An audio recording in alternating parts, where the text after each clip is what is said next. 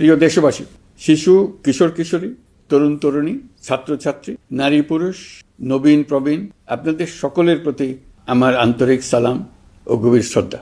আসসালামু আলাইকুম। শুরুতেই আমি দেশের সবাইকে শুভেচ্ছা জানাচ্ছি। দীর্ঘ 17 বছর পর একটি উৎসব মুখর, অংশগ্রহণমূলক ও শান্তিপূর্ণ জাতীয় নির্বাচন সফলভাবে সম্পন্ন করার জন্য এই নির্বাচনের মাধ্যমে জনগণ, ভোটার, রাজনৈতিক দল, প্রার্থী, নির্বাচন সংশ্লিষ্ট প্রতিষ্ঠান ও আইনশৃঙ্খলা বাহিনী সম্মিলিতভাবে একটি প্রশংসনীয় নজির সৃষ্টি করেছে। ভবিষ্যতে বাংলাদেশের নির্বাচন কেমন হওয়া উচিত, এই নির্বাচন তার একটি উৎকৃষ্ট উদাহরণ হয়ে থাকবে। প্রিয় দেশবাসী, বিগত 18 মাস আমার উপর অর্পিত দায়িত্ব নিষ্ঠার সাথে পালন শেষে একটি নির্বাচিত সরকারের কাছে দায়িত্ব হস্তান্তরের প্রাক্কালে অন্তর্বর্তী সরকারের প্রধান উপদেষ্টা হিসেবে আজ আমি আপনাদের কাছ থেকে বিদায় নেবার জন্য উপস্থিত হয়েছি। আজ বিদায়ের দিনে 5ই অগাস্টের কথা স্মরণ করে আপনাদের কিছু কথা বলব। কি মহা মুক্তির দিন ছিল সেদিনটি, সে কি আনন্দের দিন। বাংলাদেশিরা দেশে বিদেশে যে যেখানে ছিল আনন্দের চোখের পানি ফেলেছিল।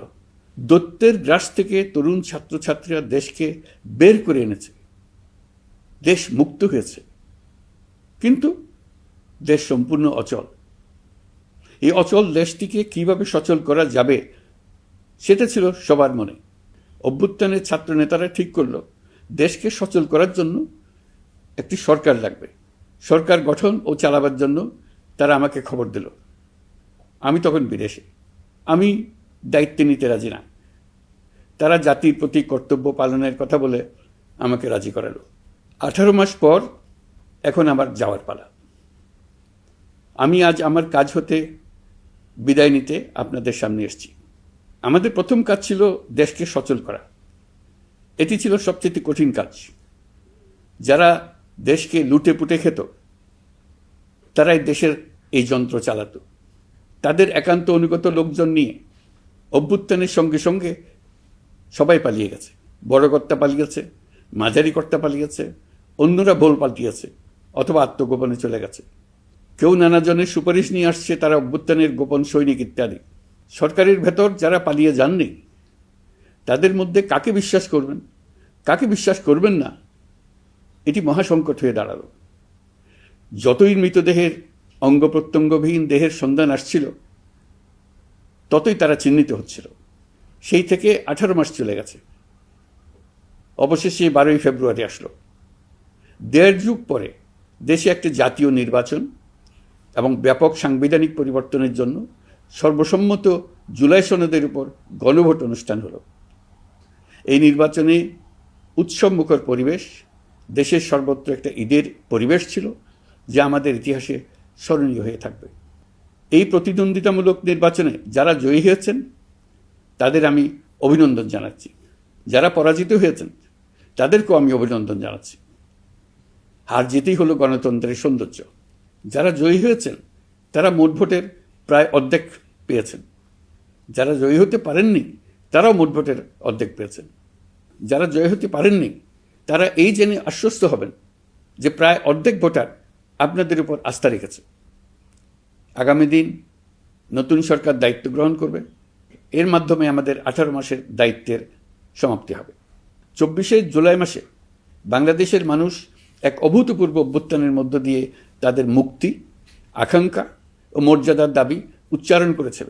সেই সময় দেশ একটি গভীর রাজনৈতিক, অর্থনৈতিক, প্রাতিষ্ঠানিক ও মানবিক সংকটে নিপতিত ছিল। রাষ্ট্রযন্ত্রের উপর মানুষ আস্থা হারিয়ে ফেলেছিল। গণতন্ত্র হয়েছিল ধূলিসাৎ, ভবিষ্যৎ ছিল অনিশ্চিত। ঠিক সেই সংকটময় সময়ে আমাকে আহ্বান জানানো হয়েছিল একটি লক্ষ্য সামনে রেখে বাংলাদেশকে আবার স্বাভাবিক জীবনে ফেরানোর জন্য 3টি দায়িত্ব দেওয়া হয়েছিল: সংস্কার, বিচার এবং নির্বাচন। আমি ও আমার সহকর্মীরা সবাই আমরা সেই অঙ্গীকার রক্ষার চেষ্টা করে গেছি। কোথায় কতটুকু সাফল্য অর্জন করতে পেরেছি, কোথায় ব্যর্থ হয়েছি, সে বিচারের ভার আপনাদের উপর থাকলো। আমাদের প্রচেষ্টায় কোনো ঘাটতি ছিল না। আমরা মানবতা বিরোধী অপরাধ, দুর্নীতি ও অনিয়মের বিচার প্রক্রিয়াকে রাজনীতি ও প্রতিশোধের ঊর্ধ্বে রেখেছি। আমরা ভঙ্গুর প্রতিষ্ঠানগুলোর প্রশাসনিক, বাণিজ্যিক, আর্থিক সংস্কারে হাত দিয়েছি, যাতে ভবিষ্যতে কোনো সরকার জনগণের ইচ্ছার বিরুদ্ধে নিজেকে স্থাপন করতে না পারে। আর সর্বোপরি আমরা একটি উৎসবমুখর, অবাধ, নিরপেক্ষ, শান্তিপূর্ণ, পরিচ্ছন্ন ও বিশ্বাসযোগ্য জাতীয় নির্বাচনের আয়োজন করেছি, যার মাধ্যমে জনগণ আবার তাদের ভোটাধিকার ফিরে পেয়েছে। এই নির্বাচন কেবল একটা ক্ষমতা হস্তান্তরের প্রক্রিয়া নয়, এটি বাংলাদেশের গণতান্ত্রিক ব্যবস্থার নতুন অভিযাত্রার সূচনা, নতুন বাংলাদেশের জন্ম। এই অর্জনের পেছনে যারা ছিলেন, জুলাইয়ে রাস্তায় নেমে আসা প্রতিবাদকারী তরুণ তরুণীরা, সেই সাহসী মানুষগুলো, শহীদ ও আহতরা, তাদের প্রতি আমি গভীর শ্রদ্ধা ও কৃতজ্ঞতা জানাচ্ছি। তাদের অভূতপূর্ব ত্যাগ ছাড়া এই পরিবর্তন সম্ভব হতো না। এই প্রক্রিয়া সফল করতে দেশের আবালবৃদ্ধ বনিতা সকলেই সহযোগিতা করেছেন। প্রাতিষ্ঠানিক দিক থেকে দেশের রাজনৈতিক দলসমূহ, নির্বাচন কমিশন, সকল আইনশৃঙ্খলা বাহিনী, সশস্ত্র বাহিনী, সরকারি কর্মকর্তা কর্মচারী ও প্রশাসনের প্রতিটি স্তরের সদস্যরা আন্তরিক সহযোগিতা করেছেন। আপনাদের প্রতি আমার আন্তরিক কৃতজ্ঞতা রইল। আপনাদের ধৈর্য, পেশাদারিত্ব ও আস্থার উপর ভর করেই এই পথ চলা সম্ভব হয়েছে। প্রিয় দেশবাসী, 24-এর গণঅভ্যুত্থানের সময় দেয়ালে দেয়ালে তরুণরা যে নতুন বাংলাদেশের স্বপ্ন এঁকেছিল, তার কেন্দ্র ছিল প্রাতিষ্ঠানিক সংস্কার। সেই প্রত্যাশা বাস্তবায়নে অন্তর্বর্তী সরকার প্রায় 130টি নতুন আইন ও সংশোধনী প্রণয়ন করেছে এবং প্রায় 600টি নির্বাহী আদেশ জারি করেছে, যার প্রায় 84% ইতিমধ্যে বাস্তবায়িত হয়েছে। এই সংস্কারসমূহ নাগরিক অধিকারকে সংহত করেছে, বিচার ব্যবস্থাকে শক্তিশালী করেছে এবং গুম, খুন ও বিচার বহির্ভূত হত্যার সংস্কৃতি যেন আর কখনো ফিরে না আসে সেটা নিশ্চিত করেছে। আমরা দায়িত্ব গ্রহণের সময় দেশের আইনশৃঙ্খলা পরিস্থিতি ছিল অত্যন্ত ভঙ্গুর। থানাগুলো ছিল পুলিশশূন্য, জনগণের মধ্যে আস্থার বদলে ভয় ও শঙ্কা তৈরি হয়েছিল। ধাপে ধাপে আমরা সেই অবস্থার পরিবর্তন ঘটিয়েছি। আজ পুলিশ আর মারণাস্ত্র ব্যবহার করে না, বেআইনিভাবে কাউকে তুলে নিয়ে যায় না, বন্দুকযুদ্ধের নামে হত্যা করে না, পুলিশ ও গোয়েন্দা বাহিনীর ভয়ে কাউকে ডিলিট বাটন চাপতে হয় না। জনবান্ধব ও জবাবদিহিমূলক বাহিনী হিসেবে গড়ে তোলার লক্ষ্যে পুলিশ কমিশন অধ্যাদেশ 2025 প্রণয়ন করা হয়েছে। বিচার বিভাগকে স্বাধীন ও শক্তিশালী করতে পৃথক সচিবালয় গঠন, বিচারক নিয়োগের স্বচ্ছ কাঠামো এবং দেওয়ানি ও ফৌজদারি আইনে যুগান্তকারী সংস্কার করা হয়েছে। সেপারেশন অব জুডিশিয়ারির জন্য মাজদার হোসেন মামলার রায় আমরা বাস্তবায়ন করে গেলাম। গুমকে মানবতার বিরুদ্ধে অপরাধ হিসেবে স্বীকৃতি দিয়ে আন্তর্জাতিক অপরাধ ট্রাইব্যুনাল আইন সংশোধন করা হয়েছে। বিচার প্রক্রিয়াকে স্বচ্ছ করতে রায় সরাসরি সম্প্রচারের সুযোগ, বিদেশি আইনজীবী নিয়োগ এবং অন্তর্বর্তী আপিলের বিধান যুক্ত করা হয়েছে। বাংলাদেশ যেন আর কখনো মানবাধিকারহীন রাষ্ট্রে পরিণত না হয়, সেই লক্ষ্যে জাতীয় মানবাধিকার কমিশন অধ্যাদেশ জারি করা হয়েছে এবং কমিশন গঠন করা হয়েছে। প্রিয় দেশবাসী, একটি সমাজ তখনই উন্নত হয় যখন তার নারীরা নিরাপদ, সম্মানিত ও সমান অধিকারপ্রাপ্ত। উন্নয়ন তখনই টেকসই হয় যখন নারীরা সিদ্ধান্ত গ্রহণে, অর্থনীতিতে, শিক্ষায় ও নেতৃত্বে সমানভাবে অংশ নিতে পারেন। যে নতুন বাংলাদেশের স্বপ্ন আমরা দেখছি, নারীদের অগ্রযাত্রা ছাড়া তা গড়ে তোলা সম্ভব নয়। নারী ও শিশু সুরক্ষায় যৌন হয়রানি প্রতিরোধ অধ্যাদেশ, পারিবারিক সহিংসতা প্রতিরোধের অধ্যাদেশ এবং নারী ও শিশু নির্যাতন দমন আইন সংশোধন করা হয়েছে। নতুন এসব আইনের মাধ্যমে কর্মক্ষেত্রে ও শিক্ষা প্রতিষ্ঠানে নারীদের হয়রানি প্রতিরোধ ও সুরক্ষা আবার নিশ্চিত করার পথ সুগম করা হয়েছে। প্রিয় দেশবাসী, অভ্যুত্থান পরবর্তী এক উত্তাল সময়ে দেশকে ধীরে ধীরে স্বাভাবিক ধারায় ফিরিয়ে আনতে আমাদের সশস্ত্র বাহিনীর সৈন্যরা যে ধৈর্য, পেশাদারিত্ব ও দায়িত্ববোধের পরিচয় দিয়েছেন, তার জন্য দেশবাসীর পক্ষ থেকে আমি তাদের প্রত্যেককে আন্তরিক ধন্যবাদ জানাচ্ছি। একই সঙ্গে বিশেষভাবে উল্লেখ করতে চাই, যখনই কোনো সংকটময় পরিস্থিতির উদ্ভব হয়েছে, তখনই দেশের রাজনৈতিক নেতৃত্ব আমাদের আহ্বানে তাৎক্ষণিকভাবে সাড়া দিয়েছেন এবং সহযোগিতার হাত বাড়িয়ে দিয়েছেন। এই পারস্পরিক দায়িত্ববোধ ও সংযমই দেশকে অস্থিরতার পথ থেকে স্থিতিশীলতার দিকে এগিয়ে নিতে সহায়ক হয়েছে। স্বৈরাচারের 16 বছরে এদেশের রাজনৈতিক নেতাকর্মীরা যে ভয়াবহ নিপীড়ন, মামলা হামলা, গুম ও হত্যার শিকার হয়েছেন, তা আমাদের জাতির জন্য এক গভীর বেদনাদায়ক শিক্ষা। এই অভিজ্ঞতা আমাদের স্মরণ করিয়ে দেয়, যাতে ভবিষ্যতে আর কখনো কোনো জালেম মাথাচাড়া দিয়ে উঠতে না পারে, যেন আর কখনো ফেসিবাদ প্রতিষ্ঠিত না হয়, শত শত আয়নাঘর সৃষ্টি না হয়, বিচার বহির্ভূত হত্যা ফিরে না আসে। সেই জন্য কেবল রাজনৈতিক অঙ্গীকারই যথেষ্ট নয়, প্রয়োজন ন্যায় বিচার নিশ্চিত করার লক্ষ্যে বিচার ব্যবস্থা ও রাষ্ট্রীয় কাঠামোর মৌলিক ও গভীর সংস্কার। এই উপলব্ধি থেকেই অন্তর্বর্তী সরকার তার সংস্কার কর্মসূচিকে সর্বোচ্চ অগ্রাধিকার দিয়েছে। প্রিয় দেশবাসী, ফ্যাসিস্ট সরকারের 16 বছরের নিপীড়ন ও জুলাইয়ের রক্তাক্ত স্মৃতি এখনও আমাদের মাঝে তাজা হয়ে আছে। যারা ভয়াবহ নিপীড়ন ও নির্যাতন চালিয়েছে তাদের বিচার করা এবং যেন আর কেউ এ ধরনের দুঃশাসন কায়েম করতে না পারে সেটা নিশ্চিত করা আমাদের গুরু দায়িত্ব। বিচার একটা চলমান প্রক্রিয়া। একাধিক ট্রাইব্যুনাল বর্তমানে সক্রিয়ভাবে কাজ করছে। ইতিমধ্যে একাধিক মামলার রায় ঘোষণা হয়েছে। আন্তর্জাতিক অপরাধ ট্রাইব্যুনালে ফেসিবাদের সময় দেশে যে গুমের সংস্কৃতি গড়ে উঠেছিল, সেই ভয়াবহ মানবাধিকার লঙ্ঘনের বিচারও শুরু হয়েছে। বেশ কিছু মামলার বিচারিক কার্যক্রম এখন শেষের পথে। আমরা আশা করছি আগামী দিনগুলোতেও বিচারিক প্রক্রিয়া অত্যন্ত নিরপেক্ষ ও স্বচ্ছতার সঙ্গে এগিয়ে যাবে।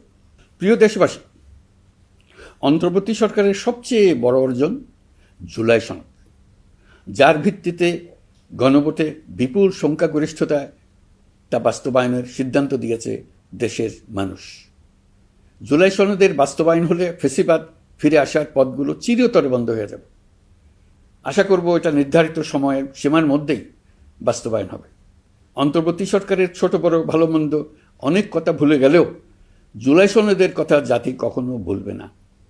এই সনদ রচনা এবং গণভোটে পাশ করানোর জন্য আমি সকল রাজনৈতিক দল, সামাজিক সংগঠন, অধিকার রক্ষা প্রতিষ্ঠান যারা অক্লান্ত পরিশ্রম করেছে তাদের সবাইকে আজ অভিনন্দন জানাচ্ছি।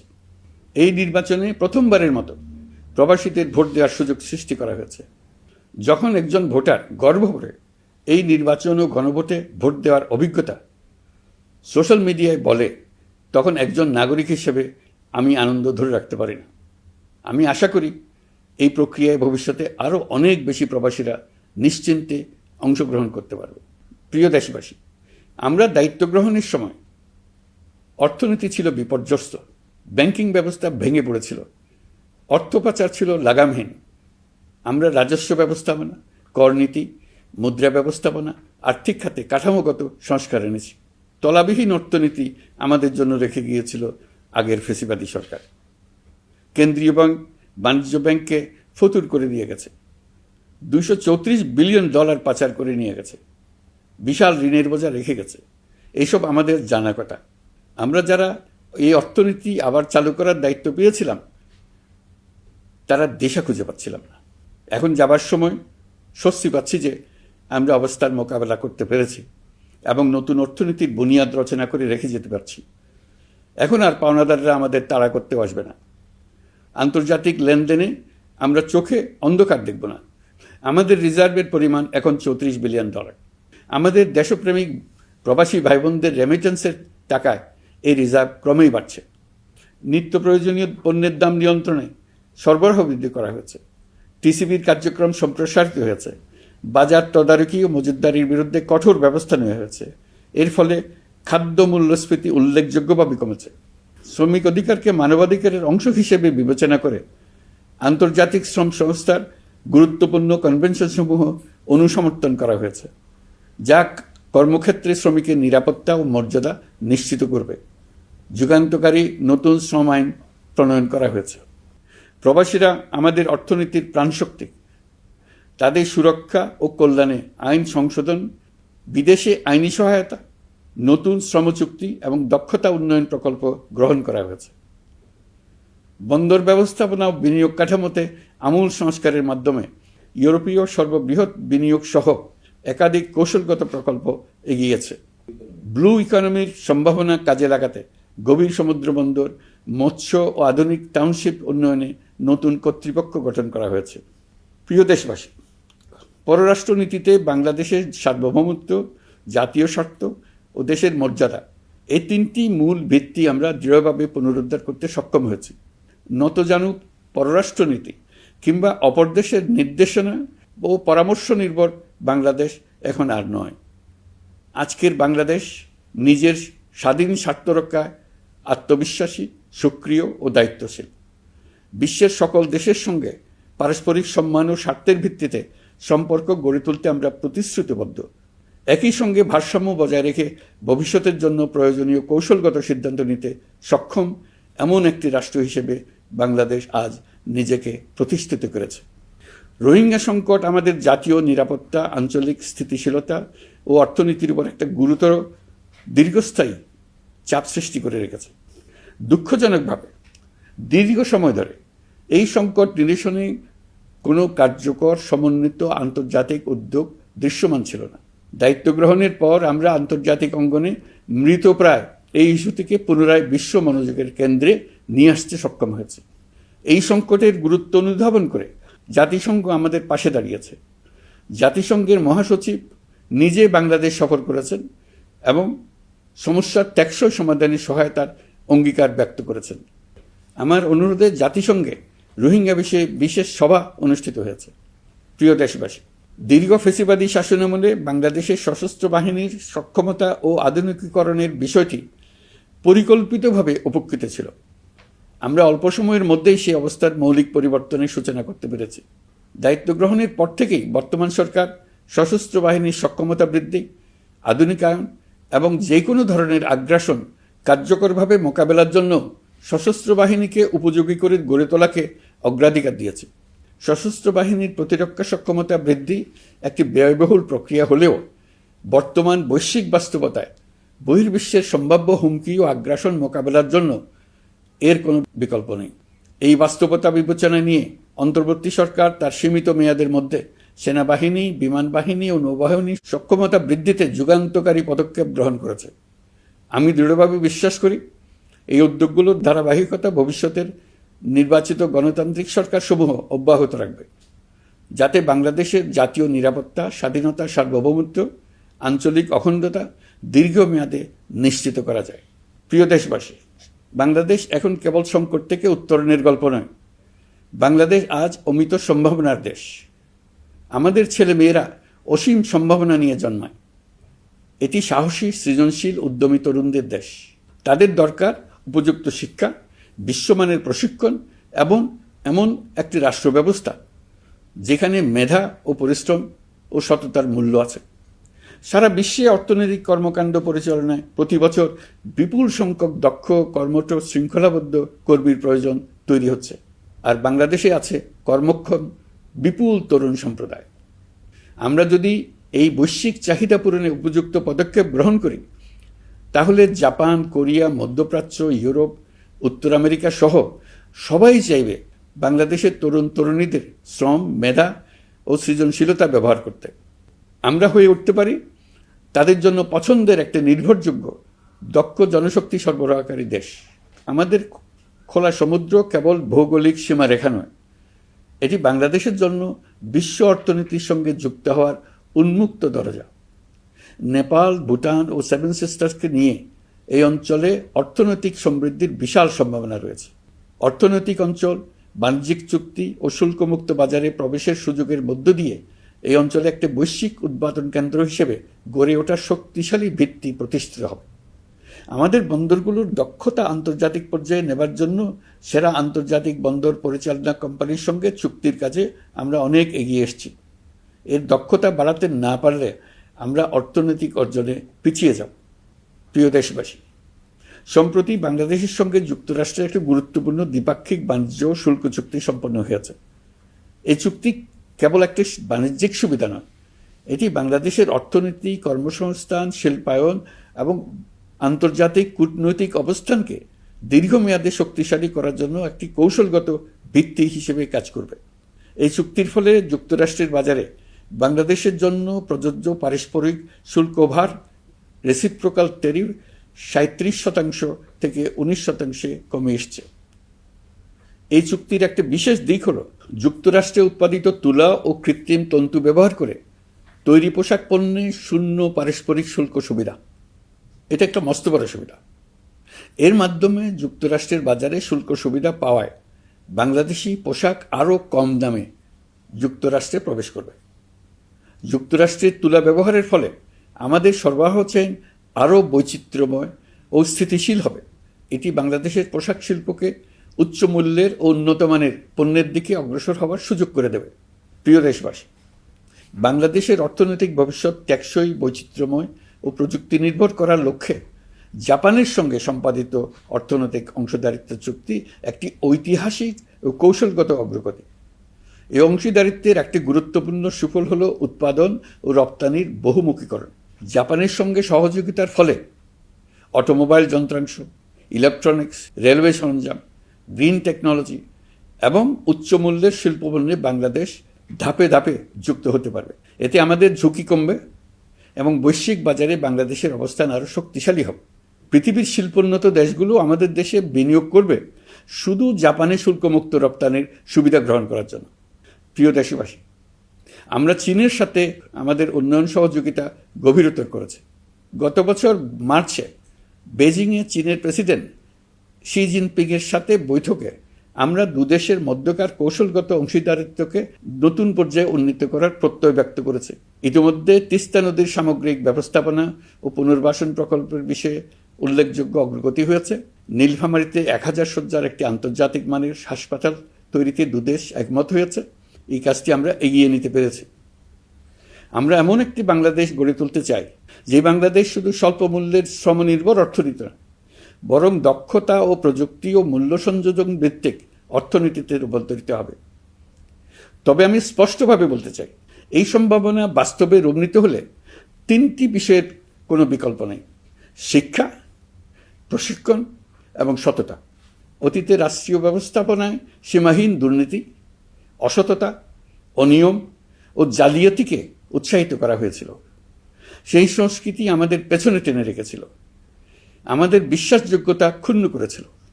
নতুন বাংলাদেশকে সেই পথ থেকে সরে আসতে হবে।